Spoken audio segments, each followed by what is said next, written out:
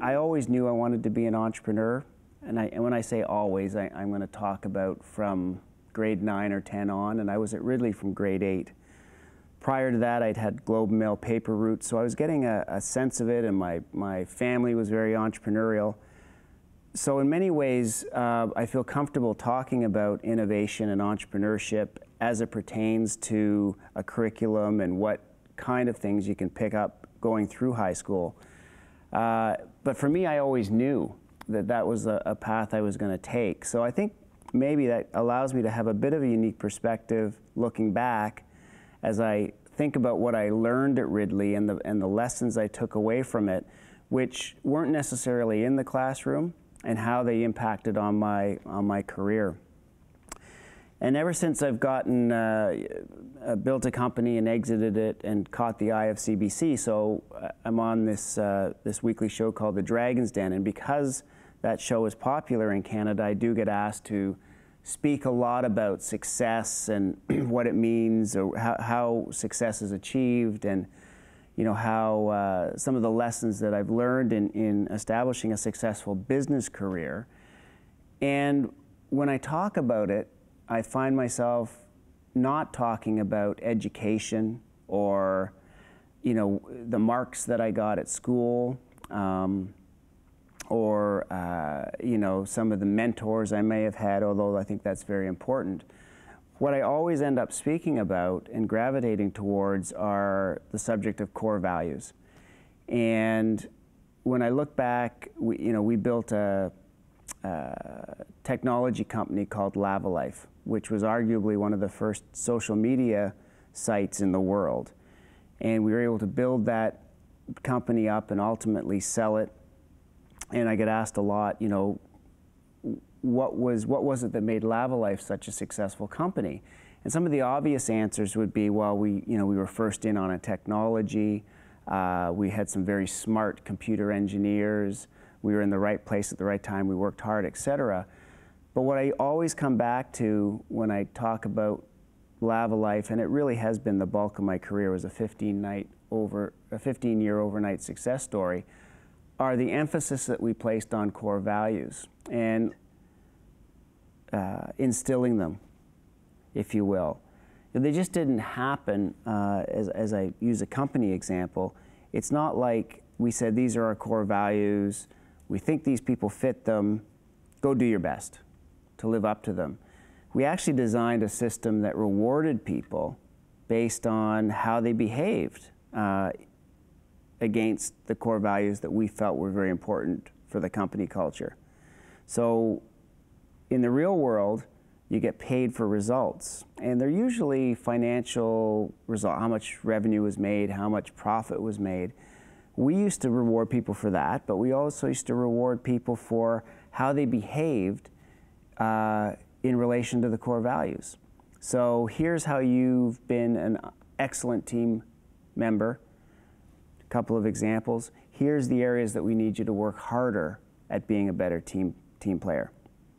And that was a continuous feedback loop, and there was reward, financial reward, attached to how much of a team player you were, or how you lived and did your work as it pertained to our core values.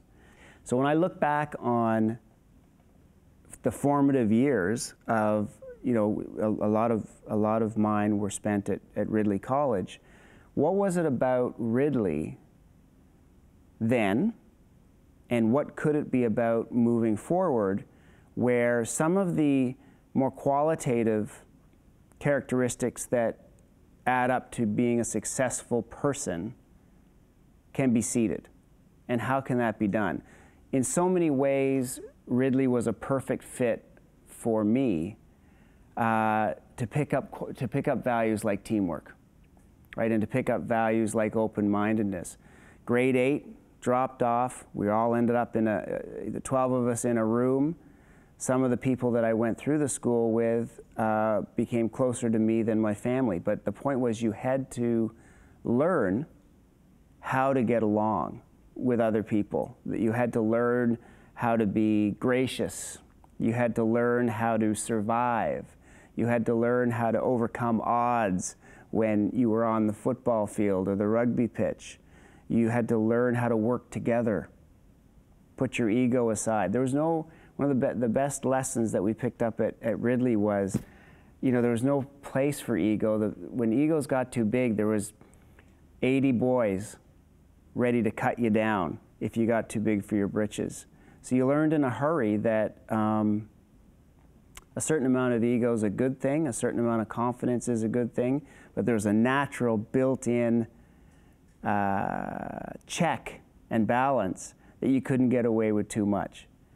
So those are the things, though, as I look back, because I wasn't a great student, I didn't take instruction in the classroom the best way that I could. The lessons that I'm talking about happened not by design, but by accident. It wasn't by design that you learned not to get too big for your britches. It wasn't by design that you learned how to get along with others because you lived in such close quarters and community. I think there's a natural process that happens when you go to school. You go about your day-to-day life, and at the same time, you're learning outside of the classroom, right? At a place like Ridley, you're sitting side by side with the same people every day. You're living with the same people every day. You get to know people very, very well. And you can't help but start to look inward about what kind of person you are, because you're getting feedback continuously about your actions. I mean, there's no break. It's not like, if you're a boarder at Ridley especially, it's not like you go home and close the door of your room and have quiet time where you're not being looked at or assessed or judged. And I think for some that might be quite challenging, but for others it's one heck of an opportunity to not only just by osmosis learning about who you are, but actually maybe taking it one step further and formalizing is the wrong word, increasing the level of self-awareness to the point that you start to craft and really put words to the type of person that you want to be and the impact that you want to bring to the world.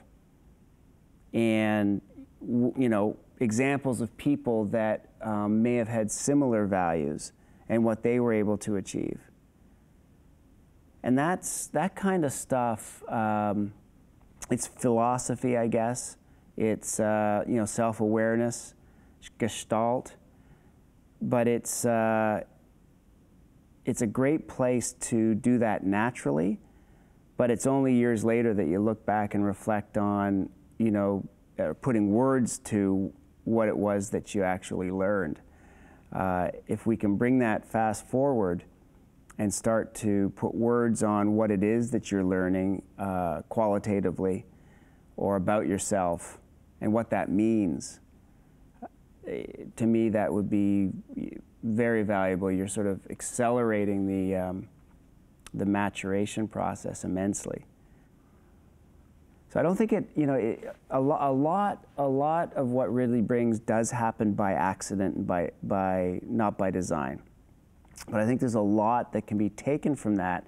The best of Ridley over the last 50 years, the best of Ridley has been friendships, teamwork, work ethic, and I'm just pulling words now, right? But what has it been about Ridley that has not been articulated? The sentiment of it, the things that bind us all together. What are the words? And what are the words and the behaviors that we want to pick up, put on a piece of paper, put on the wall, and recognize, actively recognize, so that people know this is what we're about? It's the softer qualitative things that teach people how to get along with each other, or view the world with a more open mind, or see an opportunity and have the confidence and courage to go in and take advantage of it. How is that taught? How do we make that not by accident, but by design?